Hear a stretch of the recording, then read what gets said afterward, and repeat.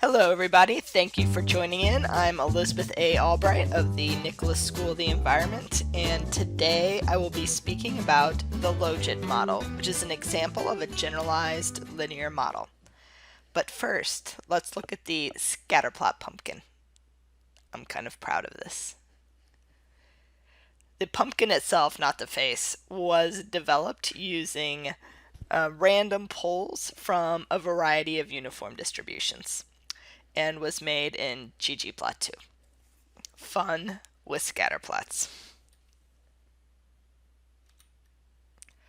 So the concepts covered in this video include thinking about binary response variables, 0, 1, or dichotomous.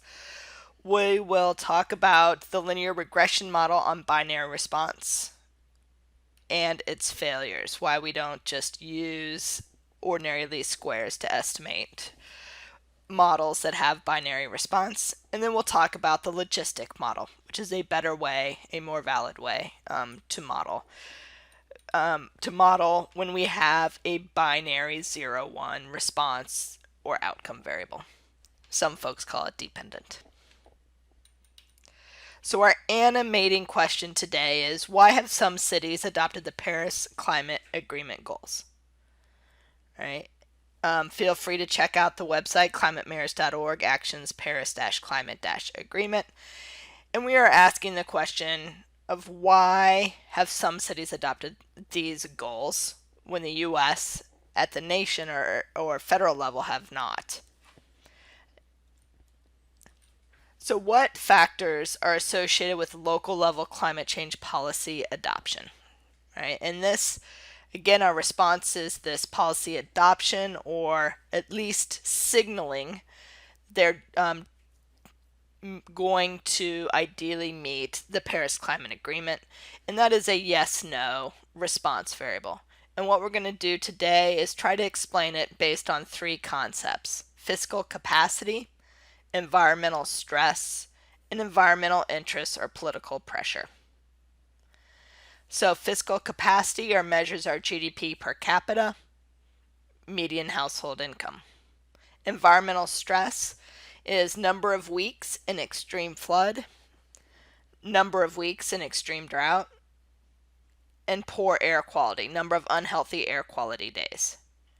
Environmental interest, political pressure, we will use a proxy variable with education, percent with bachelor's degree, and political party of the mayor. Democrat being 1, all else equals 0. And we will use a subset of U.S. cities. So what is a binary response variable? These are variables that have two categories, and they're coded in the data 0 or 1. And a 1 can indicate whether an event has occurred or not, such as success or failure, or indicate some characteristic is present. For example, the presence or absence of a species in a plot, or whether an individual voted or not, or whether a policy was adopted. So in this case, in our example that we will walk through in this video, the response variable is, has the city committed to the Paris Climate Agreement goals? 1 denotes yes, 0 denotes no. So here we have a side-by-side box plot, and this is on the left, cities that have not agreed to commit to the Paris Agreement, and on the right, cities that have. On our y-axis is the number of air violation days in a year. As you can see, there are 3 outliers on signatory nations with 3 values of high number of air quality days.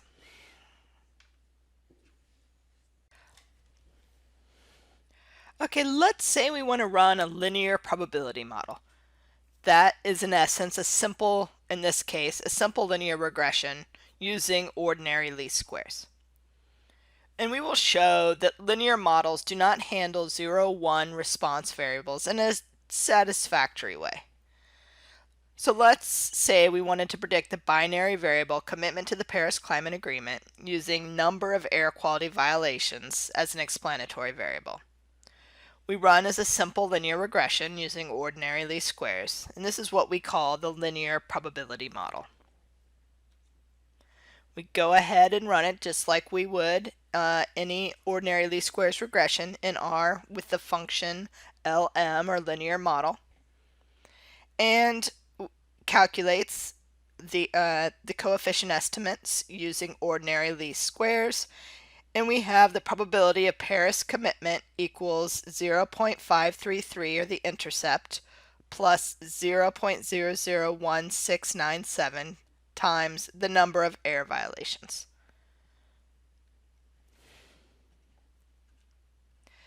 We can then graph the data, which you see at 0 and 1, those black points, and our predicted line, straight line in blue.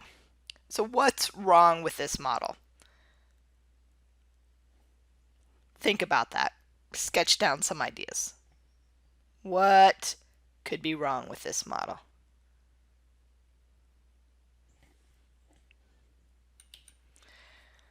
First off, the predicted probabilities can be less than 0 or more than 1, right? We have a line here,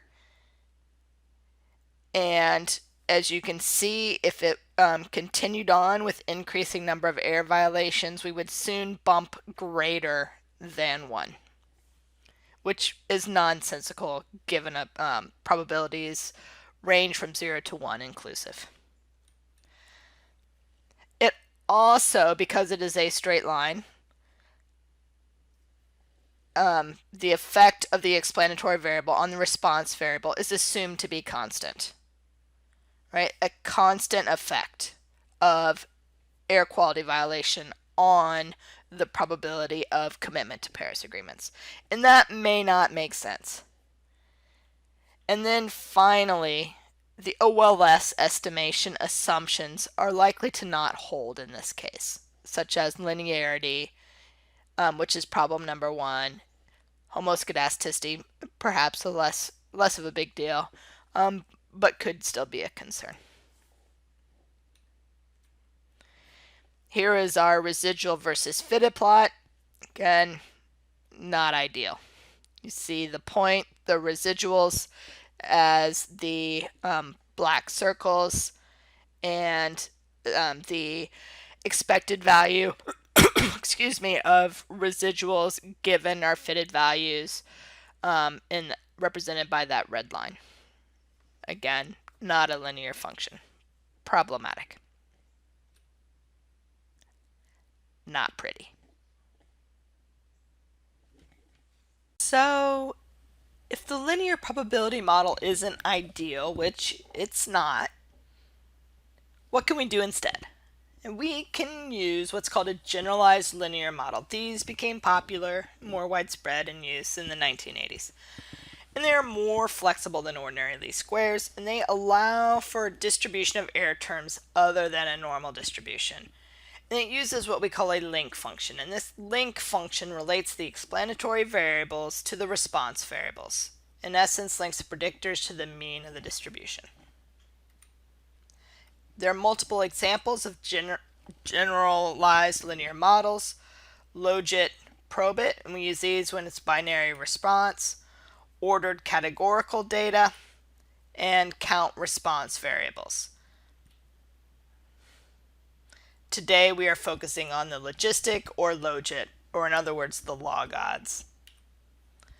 So here is the LOGIT model. We use it with a binary response variable, with the link, the LOGIT, and family binomial. The response is the log of pi over 1 minus pi, the log odds model. Pi is not 3.1415. It is the probability that the event will occur. Probability you will get a 1. And it uses maximum likelihood estimation. We are no longer in the world of ordinary least squares. And what does this look like in terms of our equation? Our model is log of pi over 1 minus pi equals beta naught plus beta 1 x1 plus beta I xi. So the logistic regression model, or the log odds model, pi is the probability of an event occurring. 1 minus pi is the probability of the event not occurring. pi over 1 minus pi is the odds of the event occurring. And then you have the log odds, or log of pi over 1 minus pi, and this is the link function we'll use. That's what we will be predicting, or what the model will predict. And as an example, if we have pi equals a probability that a policy is adopted, if pi equals 0.2, what are the odds that a policy is adopted? All right, so we would take pi, or 0.2 over 1 minus pi, or 0.8. 0.2 over 0.8 is equal to 0.25. We would then take the log of that. So the odds are 0.25. So here is our linear probability model.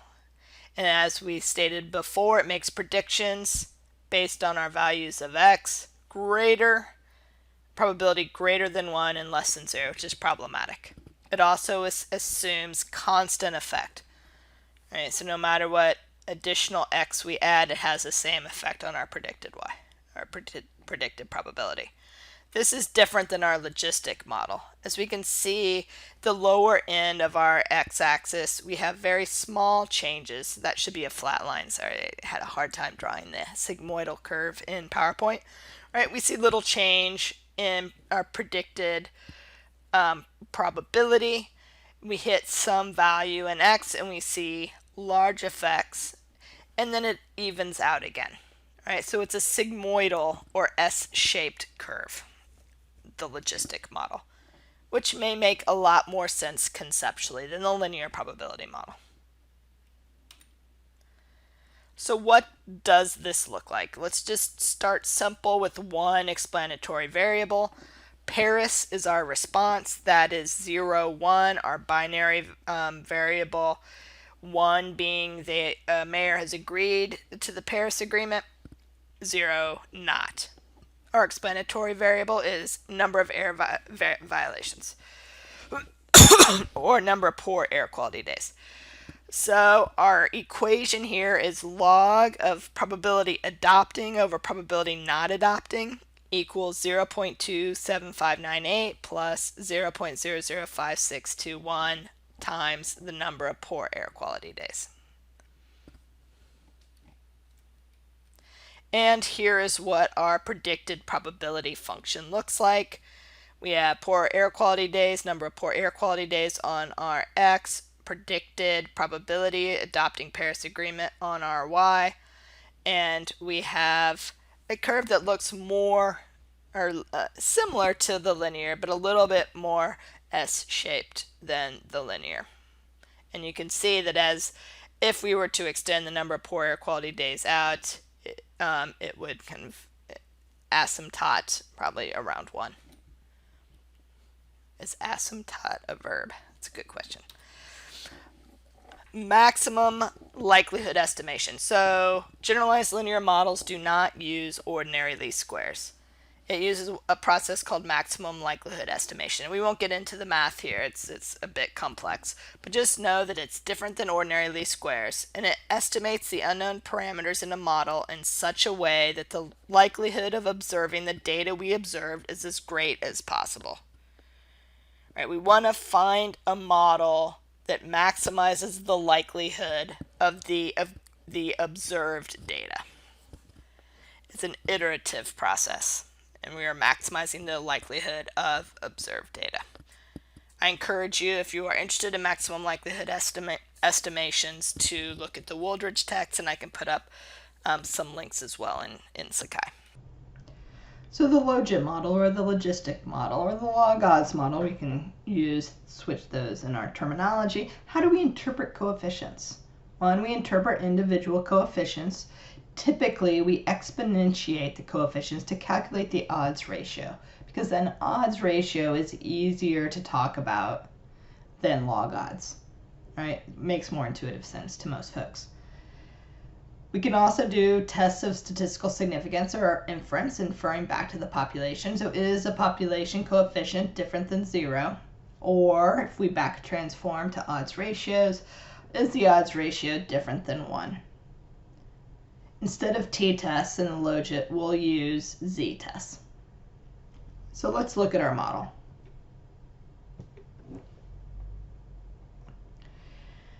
So here we use the function GLM, Generalized Linear Model. Our response variable is Paris, 0, 1. 1 coded for the city has committed to Paris Climate Agreement, 0 for not. And then we have our explanatory variables, GDP per cap, education, income, party of the mayor, whether it's been flooded or how bad the flooding has been, how many weeks, are they in drought, are there air violations, and is it coastally located? And then because it is logit, we put family equals binomial with link equals logit. Data is cities, and we are excluding missing data. And here we have our estimates. So from this, we can see that GDP per cap is statistically significant as education, income, and the party of the mayor is marginally significant at a p-value of 0.07. So how do we interpret these? Again, these are our estimates. Those tests of significance are if those estimates or if the coefficient in the population is different than 0. For interpretation, it's best to, or often it's easiest, to back transform. All right, so we can talk about, instead of log odds, we can talk about odds. So here I exponentiated the coefficients of the model, and here we have the exponentiated or odds ratios. So the odds of adopting the Paris Agreement versus not adopting the agreement are 3.19 times greater for a Democratic mayor compared to a Republican or independent mayor, all else constant. All right, so we're talking about odds, and 3.19, that's the odds ratio, is times greater for Democratic compared to a Republican. And it's Democratic compared to Republican because we have coded Democratic mayor as 1. And similar to multiple linear regression, we need to say all else constant. So that's how you would interpret the odds ratio for a binary or a dummy variable. Now for a continuous variable such as GDP per cap, and that GDP PC.k I put into that variable, I put in the units of 1,000 GDP per cap. So with an increase in 1,000 GDP per cap, or 1 unit, in this case a unit is 1,000 GDP per cap, the odds of adopting the Paris Agreement versus not adopting increase by 9%, or a factor of 1.09. All else constant. Where did I get that 9%? I look at the odds ratio. The odds ratio is 1.09. So it's an increase of 9%, or a factor of 1.09. All else constant. So what about the overall fit of the model? It's going to be some serious hand waving here. Don't worry so much about the math, but in essence, we're comparing in our overall model fit a null model, which is just a model with the intercept, to the full model. So we compare the residual deviances for the model with predictors and a model with just the intercept. We do this through the likelihood ratio test. There's also what's called pseudo R-squareds. We should know that R-squareds, like in ordinary least squares, does not exist, but many statisticians have made what's called pseudo R-squareds. They're based on different calculations, and they typically run from 0 to 1. Most of them are a poor measure of model fit. I think most of them are pretty crappy. But it's decent to compare among models with the same response and the same data. One of those, for example, is McFadden's pseudo R-square. That's in the PSCL package. We can also look at specificity and sensitivity. This is becoming more and more popular, particularly as logistic regression is being used in machine learning. And that's how well does the model predict. We can also use AIC, which we used in multiple linear regression. And again, we want to minimize the AIC. And that's a good measure to compare models that have the same response and are using the same data. So the likelihood ratio test, it's in the package LM test, function LR test, and compares the log likelihood of the full model to the log likelihood of the null model. Here, and it's the distribution is the chi-square distribution, and we have a p-value on the chi-squared of 0.001269. This strongly suggests that the full model is a better model than a model with just the intercept. It's not super informative. It is a test to see if your model is showing any significance as compared to a model with just the intercept. No predictors.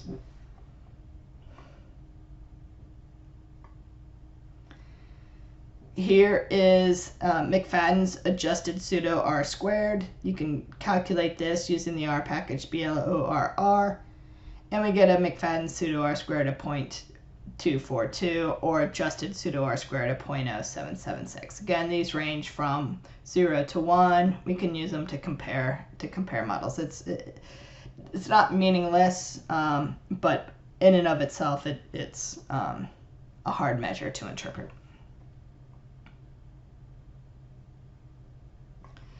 Confusion matrix. This approach may make more intuitive sense. And basically what we do here is we predict based on our model if each city will or will not, or has not adopted Paris Climate Agreement, and compare those to the actual. So we're comparing predicted values on our response versus actual values. And we can calculate the true negatives, which means that it's correctly predicting 0 when it is in fact 0. And true positives. A true positive is when it in fact predicts 1 and it's actually 1. Those are the good, right? That's what we want. True negatives, true positives. We also could get false positives and false negatives. A false positive is when in actuality, a city has not adopted the agreement, but the model predicts that it has. There are 12 of those. And then a false negative, all right, when it's predicting 0, or that it is not, but in actuality it has. And then from these, we can measure specificity and sensitivity. Specificity is true negative over true negative plus false positive, or 62.5%, and sensitivity is true positive over true positive plus false negative, 76%. All right. Again, this is how well is it accurately predicting the actual data. And it's important to note that we are doing in-sample predictions, right? So these specificity and sensitivity values are going to be elevated because we're not doing, like as you do in machine learning, develop a model on a subset of the data and then test on a testing set that you didn't use to develop the model.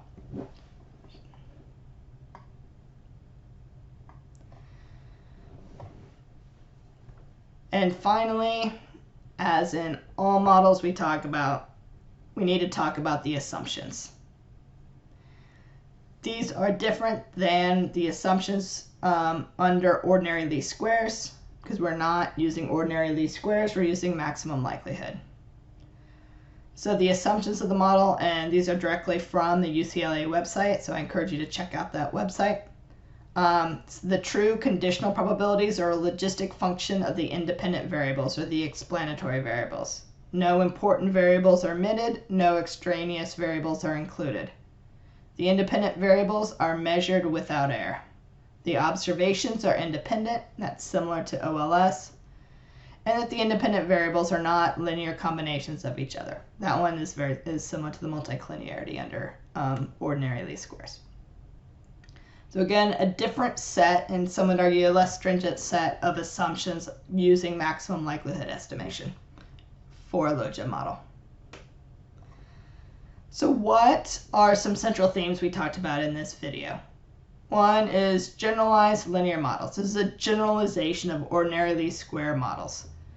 The response variable follows a distribution from the exponential family, LOGIT, binomial family, and we have a link function, a linear relationship between the link function and the explanatory variables, or the mean and the explanatory variables. In the case of the LOGIT, it's the log odds, or log of pi over 1 minus pi, where pi is the population probability. solve through maximum likelihood estimation, and we calculate and interpret coefficients oftentimes in terms of odds ratios. And with that, we will conclude the video on logistic regression, which is one type of generalized linear model. We will discuss further in class. I hope you enjoyed the video and have a good day.